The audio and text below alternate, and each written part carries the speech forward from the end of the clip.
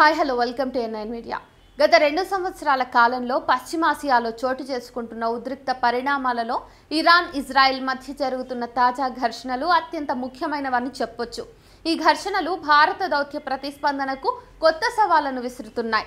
ఎందుకంటే మన దేశానికి ఈ ప్రాంతంతో వివిధ భౌగోళిక, ఆర్థిక, రాజకీయ సమీకరణలతో ముడిపడి ఉన్న విభిన్న వ్యూహాత్మక ప్రయోజనాలున్నాయి.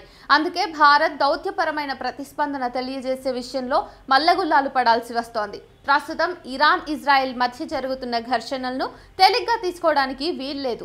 ఇరాన్ అణుస్థావరాలను లక్ష్యంగా చేసుకుని ఇజ్రాయెల్ దాడులు చేస్తోంది. ఇరాన్ అణ్వాయుధ కార్యక్రమాన్ని అడ్డుకోవడానికి అమెరికా నేతృత్వంలో చర్చలు జరుగుతున్న తరుణంలోనే ఇటువంటి దాడులు చోటు చేసుకోవడం గమనార్హం. గత కొన్ని దశాబ్దాలుగా భారత్కు ఇజ్రాయెల్ రక్షణ భాగస్వామిగా ఉంటోంది. మన భద్రత, సాంకేతిక పరిజ్ఞానాన్ని ఆధునీకరించడంలోనూ, ఉగ్రవాద వ్యతిరేక చర్యలలోనూ ఇజ్రాయెల్ సహకారం ఉంది. 1992 నుండి ఇజ్రాయెల్తో భారత దౌత్య సంబంధాలు కొనసాగిస్తోంది.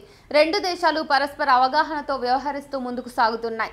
ఈ అవగాహనకు సుదీర్ఘ చరిత్ర ఉంది. 1948లో యూదు రాజ్యం ఏర్పడినప్పటి నుండి అది కొనసాగుతూనే ఉంది. అదే సమయంలో ఇజ్రాయెల్తో బహిరంగంగా లేక రహస్యంగా సంబంధాలను ఏర్పరచుకోవడానికి మన ప్రభుత్వం ప్రపంచ దేశాలతో సహా ఈ ప్రాంతంలోని ఇతర భాగస్వాములతో ప్రయోజనాల విషయంలో సమతుల్యతను పాటిస్తూ వస్తోంది.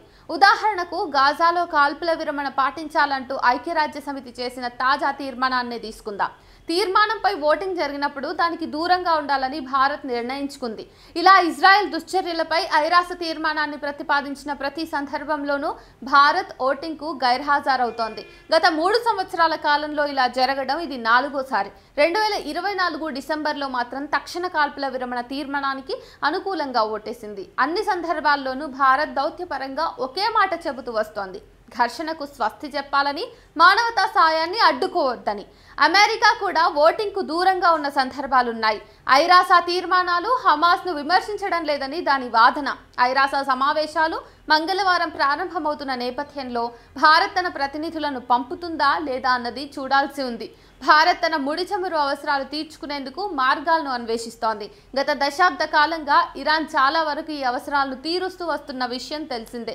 2018కి ముందు భారత్ తన ముడి చమురు అవసరాలలో 10వ వంతును ఇరాన్ నుండే పొందింది. అయితే గత 5 సంవత్సరాలుగా ఇరాన్ నుండి దిగుమతులు తగ్గించుకుంటోంది. ఇరాన్ చమురు దిగుమతిదారుల్లో చైనా మొదటి స్థానంలో నిలవడమే దీనికి కారణం. ఇరాన్తో సంబంధాలను విస్తరించుకోవటం ద్వారా చైనా అనేక వ్యూహాత్మక ప్రయోజనాలు పొందుతోంది.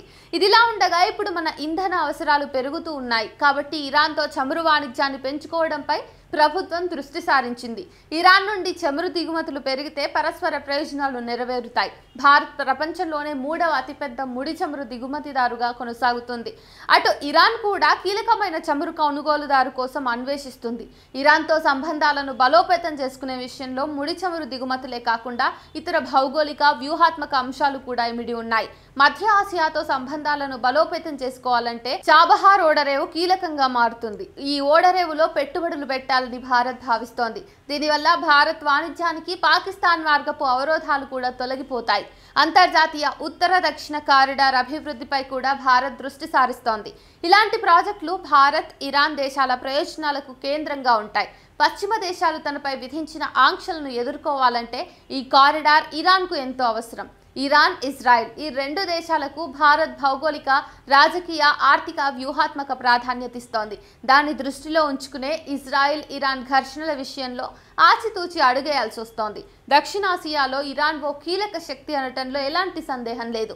ముఖ్యంగా రష్యా, చైనా దానికి మిత్ర దేశాలుగా కొనసాగుతున్నాయి. ఇరాన్ నుంచి భారత్కు ముడి చమురు దిగుమతి అవుతోంది. అమెరికా ఆంక్షల కారణంగా దిగుమతులు కొంతమేర తగ్గినప్పటికీ నేటికి కొనసాగుతూనే ఉన్నాయి. కాబట్టి భారత్కు ఇరాన్ వ్యూహాత్మక ప్రాధాన్యత ఇస్తోంది. ఇరాన్తో సంబంధాలను పునర్నిర్మించుకోవాలని ఇటీవలి కాలంలో భారత్ యోచిస్తోంది. ఈ ఏడాది ప్రారంభంలో విదేశాంగ మంత్రి జైశంకర్ టెహరాన్లో పర్యటించొచ్చారు.